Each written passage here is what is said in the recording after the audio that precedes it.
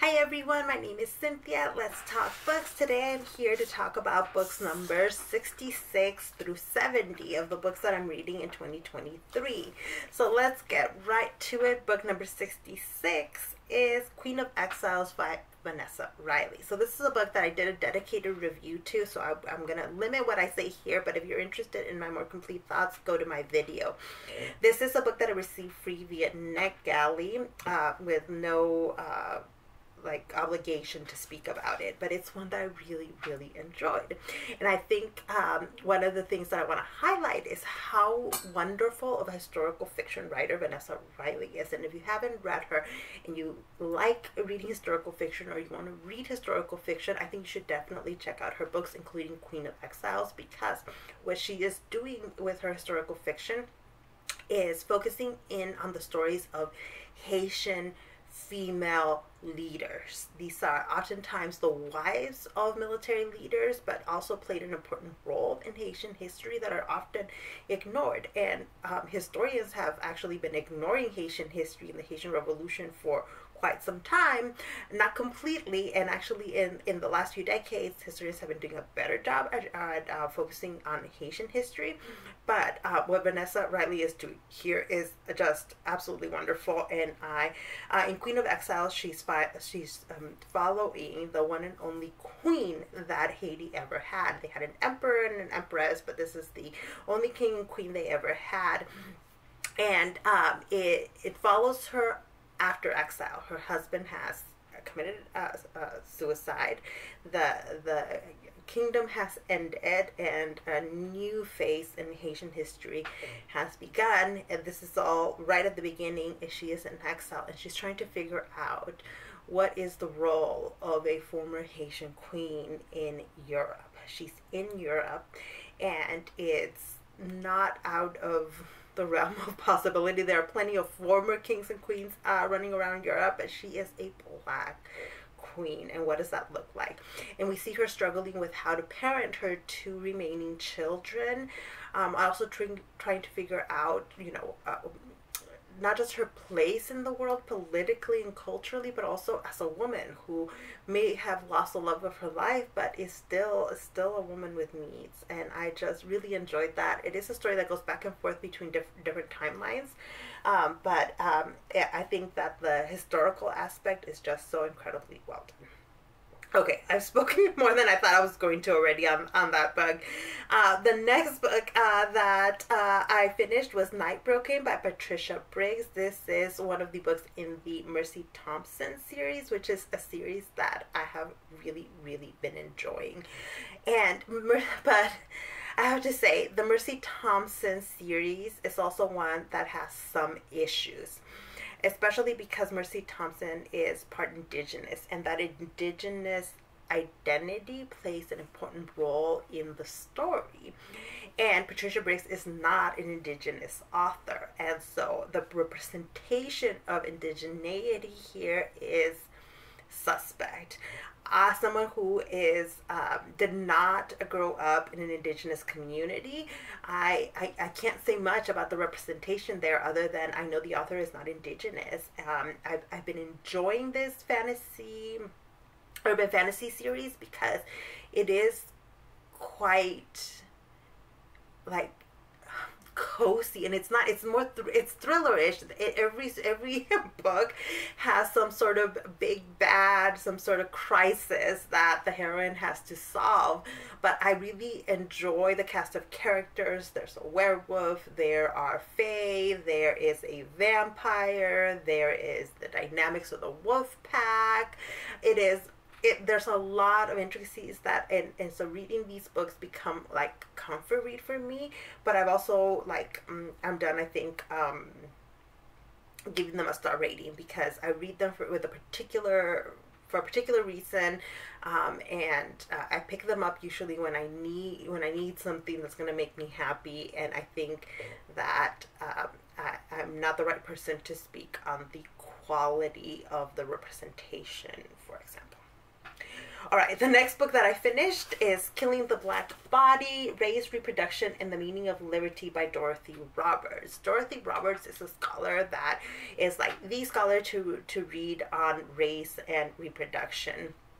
This book is a classic of the topic, and I had not read it, so I knew I definitely had to read it. I knew that going in, well, I suspected that maybe some of these things might be out of date. People called me out on that wording on TikTok, which is fair, but I think that there are things that are out of date because Roberts relies a lot on statistics and numbers to show us how the bodies, especially of Black women, have been abused and how they are seen by society in a negative light. And a lot of the numbers she's giving us are from like the 80s and 90s. And so some of these things have changed. Some of the situations have become worse actually than what she describes. And there are other things that have changed. It's still a worthwhile book to read, however. The statistics are correct for when they are given, but some of the stuff I would urge people to like look up the more current statistics on these topics because they have gotten worse. So for example, she begins with a chapter on reproduction for enslaved women, and that one holds up really well. She talks about the dark history of birth control. All of that's correct. She even engages with the issue of Margaret Sanger and her connections to eugenics, and it is so fantastic. The way she lays all of that out is absolutely marvelous. I really, I think that section is extremely worthwhile. She talks about Norplant and the birth control shot and the implant. And all of that, I think the commentary, the politics of it, the sociology of all of that is extremely important. And about welfare, she talks about the way in which Black women became the emblem of like welfare and abuse of the welfare system in a way that was extremely racist because it did not represent reality of one who uses welfare and how it is used, and so it is still an incredibly worthwhile book to read. It is extremely heavy because you're dealing with extreme abuses of Black female bodies, but it is worth it. Next book, after reading while reading this heavier book, this is why I needed to read a Mercy Thompson book, but then a delightful book came my way. Vera Wong's Unsolicited Advice for Murderers by Jessie Q. Sutanto. I love this book. You cannot imagine how much I love this book. Are there some technicalities in there? Yes, but I could not help but give it a five-star rating because it follows a Chinese immigrant older woman in San Francisco. She wakes up one day and in her tea shop is a body of a murdered man. She is a widow. Her husband passed away. Her son avoids her phone calls, and so she's kind of alone. And she decides that the police are not doing enough. They're not collecting enough evidence and that they are useless for solving this murder. But she will solve this murder. And she proceeds to lure suspects into her tea shop and then insert herself into their lives as she investigates them, and all of that is extremely delightful. This is a cozy mystery, so you're not going to see like a ton of violence or gore or anything like that. And just Vera Wong, the character, is an absolute nosy delight. I cannot recommend this book enough.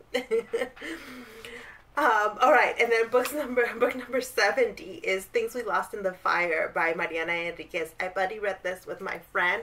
It's a collection of short stories by Mariana Enriquez, who is an Argentinian horror writer. And so this collection is a collection of short stories, and I enjoyed it. I enjoyed it a ton. I have a video in which I talk about and compare Things We Lost in the Fire and 19 Claws and a Blackbird by Agustina Basterrica. and because they're both Argentinian horror writers, and these are two horror collections. I really enjoyed Things We Lost in the Fire. I am not a short story person, but I've been reading quite a few short story collections lately. One, because I think I've been into horror lately, and some of these horror collections I think are interesting. What I really loved about this particular book is that it's not gory horror. It doesn't feature a ton of ghosts or things like that.